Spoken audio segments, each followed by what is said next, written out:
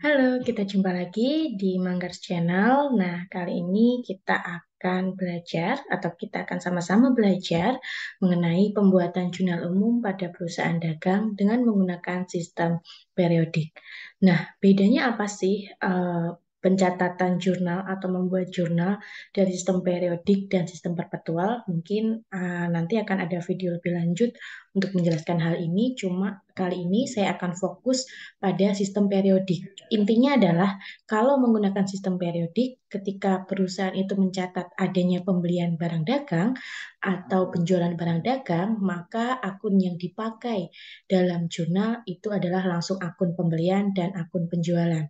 Sehingga untuk menghitung berapa sih sebenarnya jumlah stok barang dagang yang ada di perusahaan itu nanti di akhir periode, makanya dinamakan dengan sistem periodik. Untuk penjelasan lebih lanjut mungkin akan ada di video yang lain. Nah, sekarang kita akan mencoba memahami sebuah transaksi dan sebetulnya atau jurnal yang harus dibuat itu seperti apa. Nah, sebelum kalian belajar membuat jurnal, kalau ada yang masih bingung, sebetulnya ketika ada transaksi penambahan kas misalnya, berarti kas dicatat di sisi debit atau kredit ya, saudara bisa memahami dulu tentang persamaan dasar akuntansi, saudara bisa cek video saya di sini, nanti saudara cek ya video tentang pemahaman dasar akuntansi. Saudara bisa tengok video itu dulu, baru saksikan video ini. Oke, yuk kita langsung aja. Nah, saya sudah menyiapkan contoh beberapa transaksi. Ada sekitar 7 transaksi. Mari kita coba memahami transaksi tersebut dan kita buat jurnalnya apa. Ya, oke. Yang akan kita buat ini adalah jurnal umum, di mana kalian pasti sudah tahu untuk membuat jurnal umum, saldonya atau referensinya itu kita ambil dari bukti transaksi ya. Oke, yuk. Yang pertama, ada transaksi pembelian barang dagangan secara tunai sebesar 5 juta. Oh, oke, beli barang dagang secara tunai 5 juta. Logikanya, ketika perusahaan membeli, maka barang dagang, ini contohnya barang dagang bertambah ya. Karena ini sistem periodik, ingat setiap terjadi transaksi maka akan dicatat kalau beli berarti persediaan bertambah maka akan dicatat akun pembelian. Pembelian bertambah, pembelian itu berarti kan menambah eh, stok barang dagang. Stok barang dagang ini masuk ke dalam sisi aset. Sehingga ketika aset bertambah, saudara kalau masih ingat di persamaan dasar akuntansi, dia ada di sisi kiri, sehingga akan dicatat di sisi debit. Sehingga di sini ada pembelian barang dagang secara tunai, pembelian bertambah, maka silakan saudara jurnal debitnya adalah pembelian. Ya, pembelian berapa? 5 juta. Nah, kemudian debit sama kredit itu pasti berpasangan ya. Debit sama kredit itu pasti berpasangan. Kalau ada akun yang sudah dicatat di sisi debit, maka saudara harus menambahkan akun yang dicatat di sisi kredit. Nah, debitnya udah ada nih, pembelian. Kreditnya apa? Saudara lihat, transaksinya adalah transaksi pembelian secara tunai. Sehingga yang berkurang adalah kas perusahaan.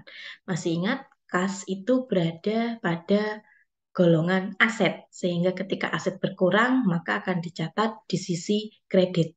Nah, yang berkurang apa nih asetnya? Yang berkurang adalah kas, sehingga silakan saudara catat kas di sisi kredit sebesar 5 juta. Ya, tuh transaksi yang pertama. Nah, transaksi yang kedua, pembelian barang dagangan secara kredit sebesar 5 juta. Sama-sama transaksi pembelian nih. Bedanya adalah kalau tadi secara tunai, ini secara kredit ya. Oke, beli barang dagang. Barang dagang, stok barang dagang bertambah. Stok barang dagang itu masuk ke sisi aset. Aset bertambah, maka dicatat di sisi debit. Sehingga silakan saudara buat akun pembelian, dicatat di sisi debit sebesar 5 juta. Ya. Ini konsepnya sama dengan transaksi yang pertama. Nah, yang membedakan adalah dari segi sisi kreditnya nih, akun kreditnya, ya. Nah, di sisi kredit apa nih akun yang mau kita buat? Ingat, saudara tengok transaksinya. Transaksinya adalah pembelian secara kredit. Secara kredit berarti artinya perusahaan itu belum bayar tunai atau perusahaan itu punya utang dalam tanda kutip ketika melakukan pembelian barang. Utang atau liabilitas. Kalau di persamaan dasar akuntansi, saudara pasti ingat, dia ada di sisi kanan tanda sama dengan atau di sisi kanan persamaan. Sehingga dia adalah kebalikan dari aset. Kalau tadinya aset bertambah dicatat di sisi debit, maka kalau utang bertambah akan dicatat di sisi kredit. Sehingga untuk transaksi kedua ini, saudara buat saudara tulis akun utang dagang dicatat di sisi kredit yaitu sebesar 5 juta. Nah, utang dagang ini dicatat di sisi kredit karena sifatnya menambah ya. Jadi kita tadinya nggak punya utang nih, cuma kita beli barang dagang tapi kita nggak bisa bayar tunai sehingga kita nambahkan saldo utang kita. Nah, kayak gitu ya. Nah, itu ya, itu transaksi pembelian. Kemudian coba kita tengok transaksi yang ketiga. Ada pengiriman kembali barang dagangan yang telah dibeli atau nama atau istilah akuntansinya adalah retur pembelian secara tunai nih sebesar 1 juta. Jadi memungkinkan ketika perusahaan itu membeli bahan baku atau membeli barang dagang atau stok barang dagang dari vendor, kemudian ada produk yang kita terima itu cacat atau misalnya tidak sesuai apa ya, tidak sesuai dengan apa yang kita pesan.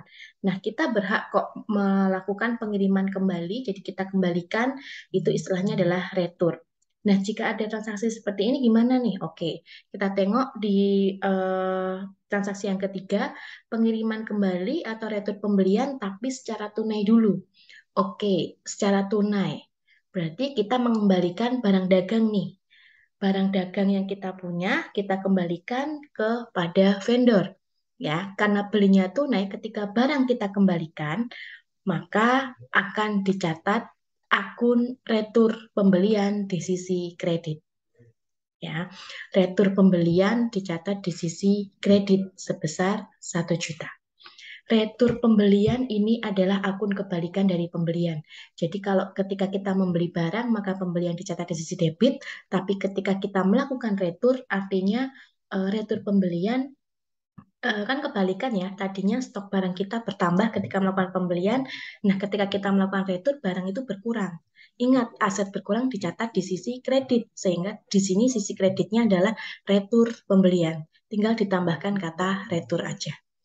Oke Bu, ini kreditnya. Lalu debitnya apa? Logikanya, kita tadinya beli barang, kita mengeluarkan kas. Kita beli barang, kita dapat kas. Tapi ketika barang ini kita retur, kita kembalikan ke vendor, maka kita akan dapat kembalian berupa kas juga. Sehingga kas kita bertambah sebesar 1 juta.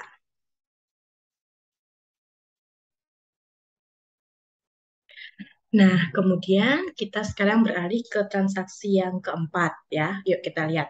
Sama nih pengiriman kembali barang dagangan yang telah dibeli secara kredit sebesar 1 juta.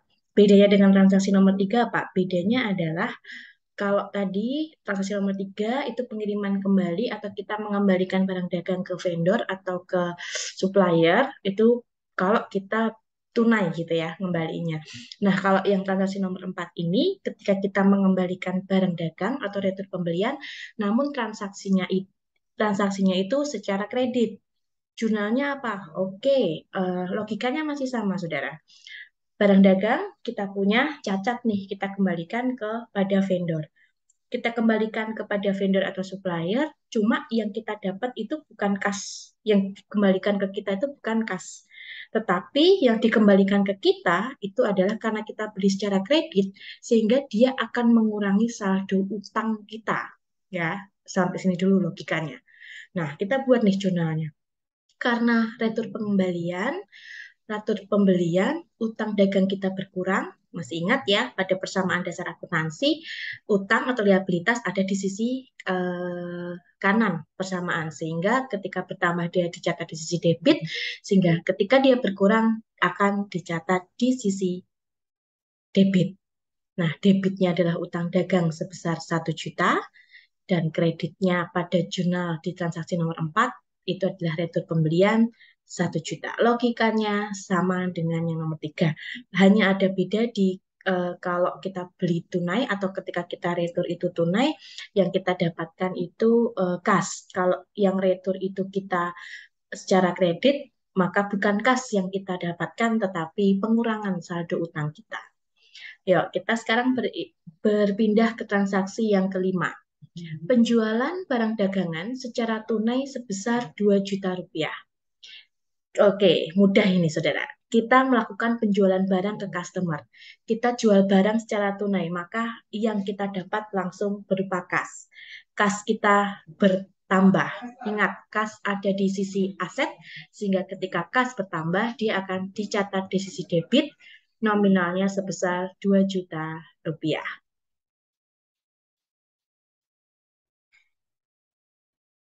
Nah, karena kas bertambah, maka kas dicatat di sisi debit. Kreditnya apa, Bu? Kreditnya adalah penjualan.